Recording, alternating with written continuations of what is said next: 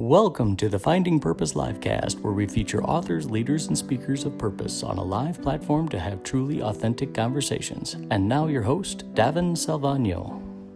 Hi, Jodie. How are you? I'm doing well. How are you? I am very well. I am very excited to have you on the Finding Purpose LiveCast today. I know that you have a very, very powerful story. I know it's a personal story, and I'm very grateful for you being able to share it today. Thank you. Today, we are here with Jodie Woolridge. She is the founder of It Just Came to Me, and she has a very, very powerful testimony to share with you today. And this is going to feel a little bit different than maybe some of the previous live casts that you've listened to. And I would encourage you to settle in and get ready to hear Jodie share her heart. So Jodie, why don't you share who you are and your journey? I know that you're going to impact a lot of people today. So I'm just going to turn it over to you so we can get to hear you. Thank you, Davin. Thank you, everybody. So so I was born and raised in Niles, Michigan. I come from a family of three, so I'm the middle child. I have an older brother and a younger sister. We grew up in a Christian family.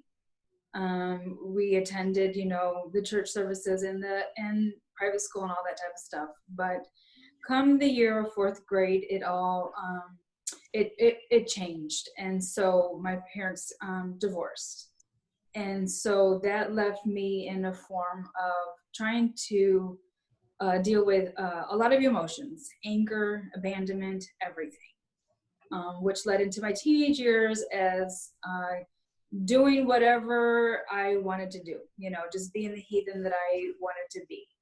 And in that time, I never really dealt with drugs or alcohol, but I had my own form of addictions. And so after graduating high school, and in that process before even graduating high school, I always wanted to become an FBI agent. And so in that process, after graduating, I was studying to get into the police academy. And but I had a full-time job making like $15-20 an hour, so at the age of 18 and 19, that's a lot of money, but at the same time it wasn't enough to provide for me to continue on my skills to become a detective, FBI agent. And so where I was working led me into the relationship of me becoming finding the love of my dreams, the love of my life. And so in that moment in time, I decided to, that I was 19. And so after that, I went into, we got married, I got pregnant, got married, all that good stuff. And then it was just before 9/11. No, okay. So let me go back. I had my oldest son, who was Miles, calm, quiet, collective. Never cried a day in his life. He was the best child ever. So what do when you have one child? You end up having then two children. And so in that time of my second child being born, I developed, which he was completely opposite and different, I developed a form of not knowing what to do. My husband was an alcoholic. I was very codependent myself. He actually was addicted to drugs as well. And so I have two kids. I have one now that went from being very calm and collective to a child that never stopped crying. By the time he was 8 months old in August of 2000, I tried to end my life. And so in that period and in that time of that day, the Lord started working and he started moving. And he spoke to me when I tried to commit suicide, because in that time of the postpartum depression, I had headaches every day. Life was just not going well for myself. Couldn't bear what I was bearing. So that was the only solution that I had. I had no ways of dealing with any of the adversities. I had no idea of coping. I had nothing. So that was my way of coping that day. And so on that night, I took those pills. But after I had taken those pills, the Lord had given me two choices. He said to me, you have a choice: either you can die and go to hell, or you have a choice that you can raise those kids. When I made that choice, I picked up the phone, I dialed 911. And in that midst is that the Lord started placing individuals in my path. And so when he started placing individuals in my path, it started with the chaplain of that hospital. And she asked me, and she was very bold with this, and she asked me, have I ever been to church? Did I ever have the opportunity to go? And I told her yes. She says so boldly, she says, I think it's time for you to go back. So within the 3 to 5 days of me being in the intensive care, I went and started to change my life. Fast forward to a year and a half later, just before 9/11, we moved up here, but I was baptized.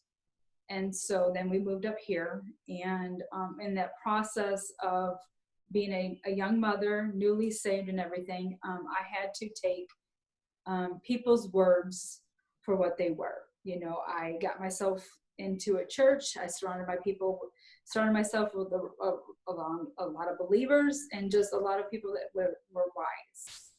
And so in that journey and in that process, a couple years later, so into 2003, my husband had lost his job that brought us up here.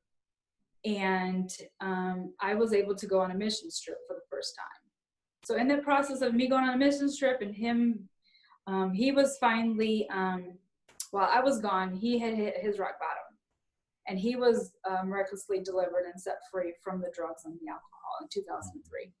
So finally we were doing the life together as believers, as Christians, as that godly home that I had desired, but there was still something missing. The vision and the dream that the Lord had instilled with me on that night of 2000 of what was to come to pass. Throughout those years and time, when my kids started going into elementary school, I started volunteering at the schools, which led for me to have an opportunity to start working within the schools. I would have never thought in a million years back. So 11 years ago is when I had started take that back. It was 13 years ago. I worked within the schools for 11 years. And within those 11 years, I would have never thought, with the talented people that I worked with and the individuals that I worked with, I would be able to develop the skills and the things and the patience and so forth that has led me to do what I am doing. And so my oldest son, when he was in school, he was diagnosed as being dyslexic. And so that was a form of the start of the reason of my why, of how I had to see how he struggled to get through things, led me to, even pursue even more of a thing. And so 4 years ago, he graduated with honors, and he started to study to become a mechanical engineer. And then my youngest son, he was a football star. So 2 years ago, I had to is when I kind of started, things were still not correct in my personal life, and which resulted in my professional life. I had to make some choices, and I had to make some radical choices. And I had to figure out what was going to define my happiness and the peace and all that type of stuff, finding my purpose. What you just shared there, Jodie, about making that decision, or I should say the decision that was placed before you to allow yourself to die or to continue to live for the sake of your boys. That was such a transformational decision. And I think sometimes I can't even begin to know what you were thinking or feeling in that moment. And I don't want to pretend that I can. But what I do know is that a lot of times we get into situations where the pain is just too much and we don't see purpose in life or in circumstances anymore. And the reason is because we're looking at ourselves. And it's only when we look at others that we can truly find purpose and the impact that we can have on others, that we can find our purpose. And it's in finding that purpose that allows us to overcome circumstances and to move forward. The most challenging times that we have ever had to move through as humans to get through adversity is finding the purpose of why we need to survive, why we need to move forward. And you found that in that moment when you were asked that question of what you want to do. You recognized in that moment it wasn't about you. It was about your role as a mom and these two boys and the impact that you were to have on their lives. So the focus shifted off of the darkness of your own situation and your own pain into how will this decision impact others? And it was in that moment that you found purpose. Thank you for being so courageous in sharing that story, because I know that there is someone that needs to hear it. Yes. Yeah. In the transition of my youngest son going into his senior year, no, I take that back. So back in 2006, I had a knee injury. And that knee injury, it forced me to be non-weight bearing. And then I had a choice to start journaling. And I still hadn't started seeing things that the Lord was revealing to me back 20 years ago.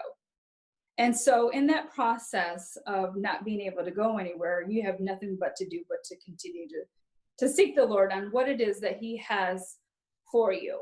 So by the end of my son's senior year, I had left the school. Actually, at the beginning of my son's senior year, I left the schools and I went back into the retail world. I wanted something different. It just wasn't working out. So I went into the retail world and I was working back and forth from a Kroger and a Hobby Lobby and just making it work.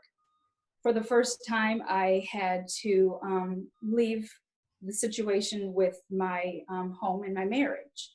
Something I'm not an advocate of divorce, and I never thought I would ever be, but we can never change anybody but ourselves. And so things weren't changing. And so I needed to seek what was the best, what the Lord had for me at that time. And so I radically changed and I moved and I switched a lot of gears. And in that process so that was a 1-year process. I ended up going back and trying to make things work, but it just wasn't working.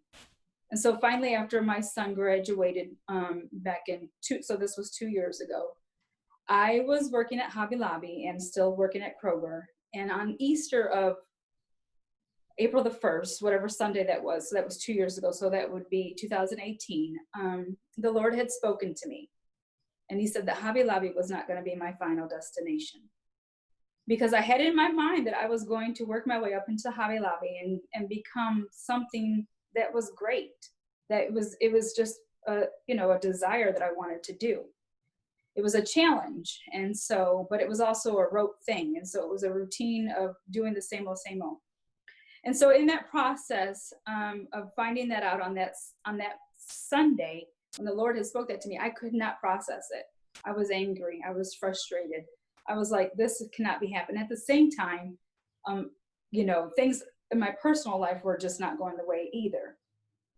So on one day I went back to work and I'm dealing with these emotions and trying to just focus on the day that's ahead of me. And I take a break from my Hobby Lobby job and I walk across a store and an individual that I would shake hands with from time to time literally stopped me in my tracks because he could see that I was having a temper tantrum. I wasn't processing the way things should have been. And he asked me how I was doing, and I had shared with him. And then he asked me with this one challenging question: do you know the value of your worth?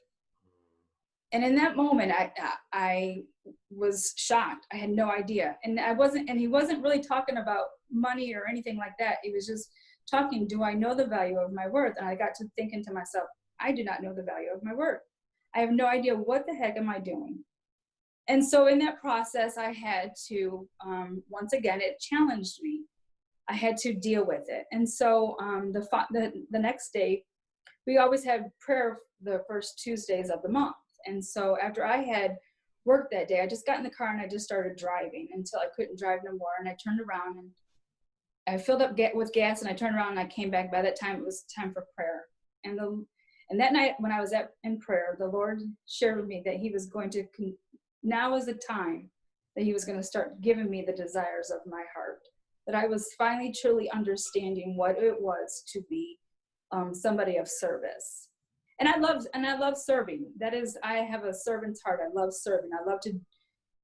Life is not about me. It is so not about me. And so by the time the end of the week came along, this individual had given me his business card, but I had not really looked at it. And he had asked me on that Friday, because he could tell that the demeanor and that there was a change that was lifted from me. He had asked me how I was doing. I said, I'm doing wonderful. So what is it that you want to do? I said to him, I said, you know what, the one thing that I want to do is I want to impact people's lives. I want to be able to, how you stopped me in my tracks this past week, I want to be able to stop them and help them impact their own lives. I want for them to be able to see what their true value is. I love helping. I love teaching.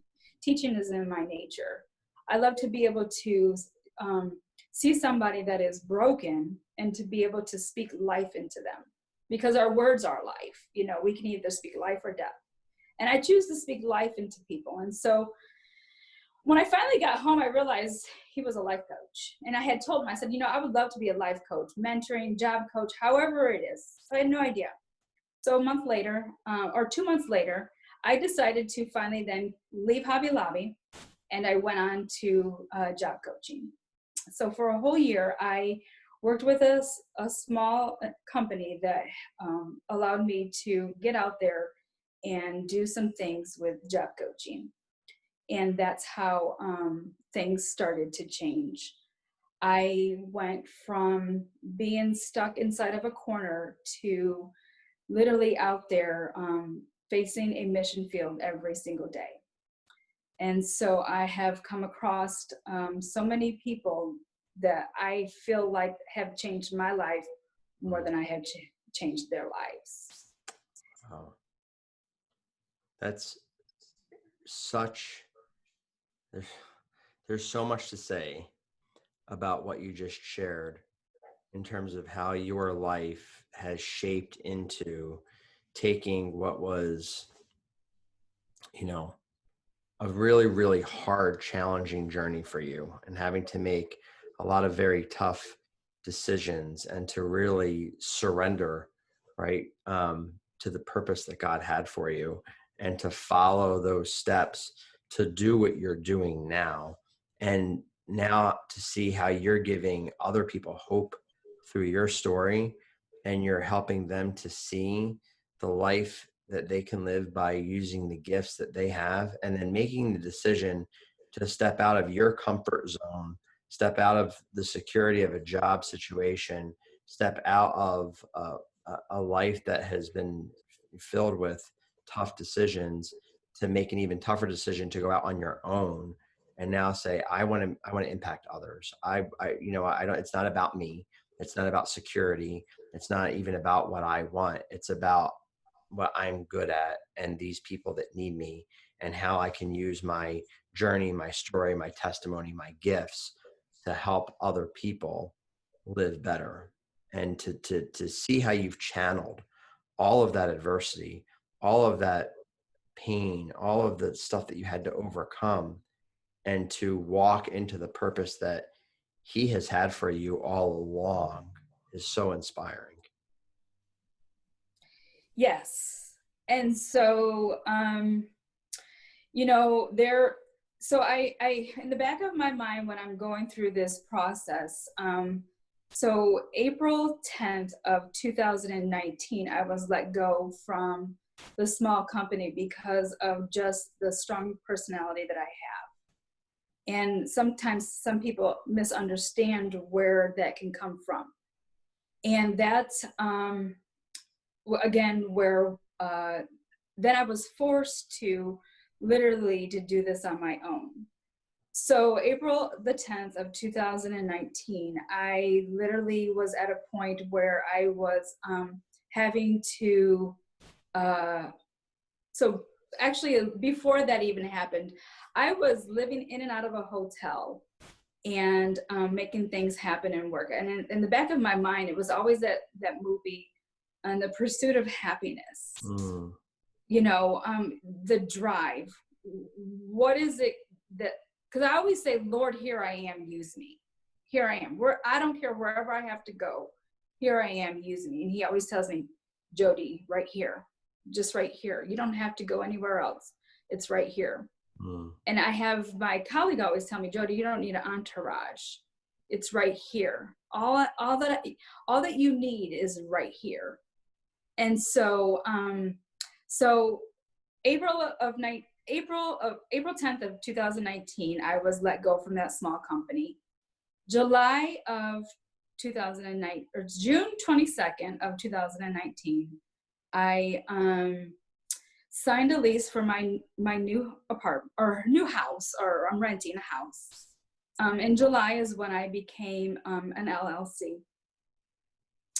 Fast forward to now where we are in this current situation of this pandemic. In the midst of, so let me go back just a little bit. In the midst of when I was still coaching, I was still having to work at Kroger. And I was let go because I was inappropriate and I fell asleep on the job. I didn't clock out for my break. And I just sat down on a milk crate and fell asleep because I had been up for 3 days straight trying to make things work, right? Wow. We're still trying to fix things and do things our way. Okay, so then fast forward again then to April of this year, or March, when this pandemic thing started. I was forced to try to fix things and do things out on my own. And I had no other choice but to go back to a Kroger. And I think I was doing it more for myself, just to be able to prove to myself that I messed up and I got to fix it and I got to make it happen again. And I was doing that and I was being successful within it. But then Roger he had challenged me with the question, well, what are you going to do about your business? How are you going to, we got to continue to keep your focus on your business. And so then, within the connections of prayer and the community that is created, I was able to refocus and realize that sometimes within our own strength and we can become our worst enemy. And that I wasn't trusting and relying on the Lord throughout this pandemic. So when I finally realized that, things really started to take off. So because just before the pandemic, I was searching for places and opportunities to be able to find the space to where I could further the skills and the teachings for the individuals and whoever it may be. So that way I look more like somebody that knows what they're doing instead of just working out of their car or a Dunkin' Donuts or whatever it may be, but just to have like a business office instead of a P.O. box office or your mailing office or whatever. And so in the midst of this whole thing, the Lord had told me now's the time to rise. And when he shared that with me, it was very striking. It was very empowering. And so I'm not rising for myself. I'm rising for him. He is my rock. He is my foundation. People ask me, well, Jodie, will you be able to not wear your personality on your sleeve as far as Jesus? And it's a very challenging question for me because sometimes I don't think I could ever. I cannot deny where I came from. I cannot deny that there is a saving grace within Jesus. I cannot deny that there's a purpose. There's a greater purpose for me out there. And the only way that I can find that purpose is through him. And so sometimes it's not by my words, it's going to be by my actions. And so I always challenge myself. Actions speak louder than words. I want to shock the world with kindness. this is the least that I can do. It literally is. It is the least that I can do to do something that somebody else cannot do to help them to get to that next point and level. And so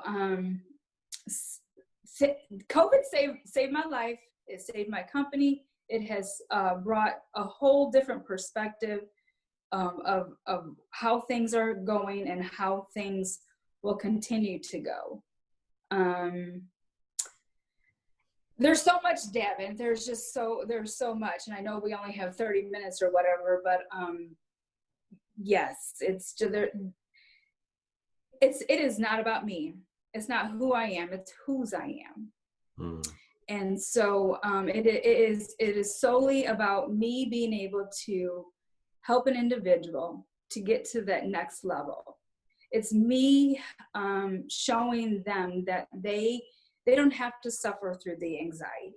That literally there are things that you can do to help you through that anxiety.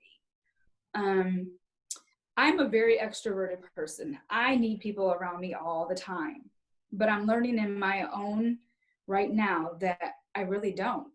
That Jesus is the peace that surpasses all understanding. He is the husband to the husbandless. He is the widow to the, he is the all in the all. And so what I try to do with It Just Came to Me coaching is that I try to, because I don't want people to come to think that it's an arrogant where, oh, it just came to her. No, not really. It's very hard. It's very difficult. But scripture says that he walks with us and he talks with us along life's living day or giving day.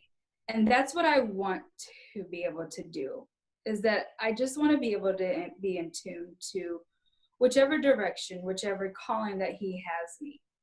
And if it provides to pay and to put things in the right place to go wherever it is, then that's what I want to do. I have been called to serve. I have been called to put other people first. And with that being said, I don't work a day in my life. I love what I do. I love helping individuals. I love seeing people, whereas we see less jobs, they see it as their jobs are much more significant.